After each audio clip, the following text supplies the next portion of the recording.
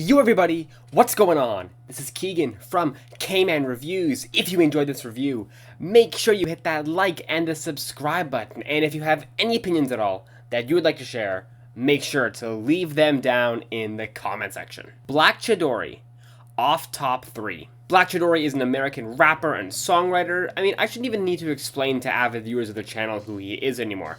Covered him and his music numerous times on the channel already. There will be some reviews linked in the corner if you want to check those out and haven't seen them already. And yet again, BlaQ is back with his latest EP, OffTop 3. The third installment of his OffTop series initially started back in early 2021 before I had even heard of him. And let's not waste any more time. Let's just dive in. What are my thoughts on OffTop 3? Let's find out as I review it track by track. We will start with the singles, with there only being one, that being the opener Like Ice Spice, which is slowly growing to become one of his most popular solo tracks, and from the few critical sources I have seen, don't seem to care for this one too much. I kinda understand both parties on this one. The drumless instrumental is far and away the best part of the track. I like the murky, bubbly atmosphere, higher pitched key melody, and the shimmering twinkles dusting the song every few seconds. It's a pretty good beat, and given the track's shorter runtime of 2.5 minutes, that particular motif doesn't overstay its welcome. BlaQ Chidori's pen game here is solid. I have heard him do better, and the genuinely good lines here are few and far between, but I think his flow over the track is lively, even if he's rapping in an awkwardly higher tone. I think the real killer for me is this hook.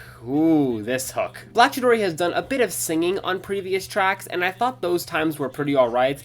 This one is hit or miss. It has a pop structure to it, and Chidori's delivering oddly amateurish, kinda crooned vocals that don't connect with the instrumental as well as the verses do, and really halts the momentum built up by the kinetic verses, especially since the beat doesn't change going into the hook. It makes the song feel very stop and go, and for an artist who's built a lot of hookless songs with dense lyrics and unabating flows over the years, hearing this kind of format is different, but I wouldn't really say in a good way. But it's kind of been popping off recently, maybe due to name recognition, but if that's what works, who am I to judge? Triple Threat with Matt Dragos and KmanCf thankfully recovers from the opener to deliver a pretty classic BlaQ Chidori posse cut style track, even though this one only has 3 rappers, but there really isn't a bad verse on this track at all. I do like this instrumental a lot. The wavy synthetic blanket covering the simple percussion and brighter whistling is the epitome of a track that's the perfect balance of vibe and banger. Matt Dragos opens the track and delivers what is my favorite verse of the song with some real quotables, especially that fly low line. That was pretty cool. Chidori goes second, and he somehow manages to upstage Matt in terms of intensity, maybe because his vocals are mixed louder, but he does sound hungry on this one,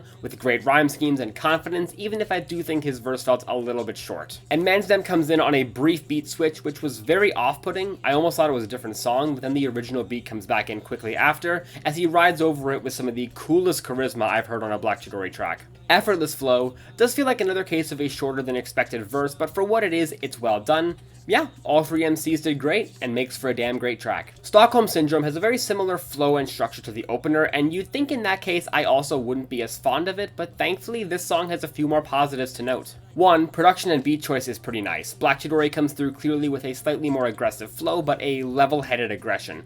His pen game on this track is also pretty good, with the general lyrical theme summarized on the hook, with him being in love with the craft, the music, and showing his unwavering devotion to it, even if it means losing fans, friends, family, and stating how he would even continue to do it if it meant he couldn't make $1 from it. Plus, the singing on this hook is leagues better than the stuff on Like Ice Spice, even if it's less of a committed performance and more like a melodic hook, but he actually rides a good melody and genuinely sounds nice. This is the kind of singing I expect when Chidori decides to sing a bit more. One thing I don't care about with this one is how pretty much the entire back half of the song, so like a good minute plus, is just a repeated hook.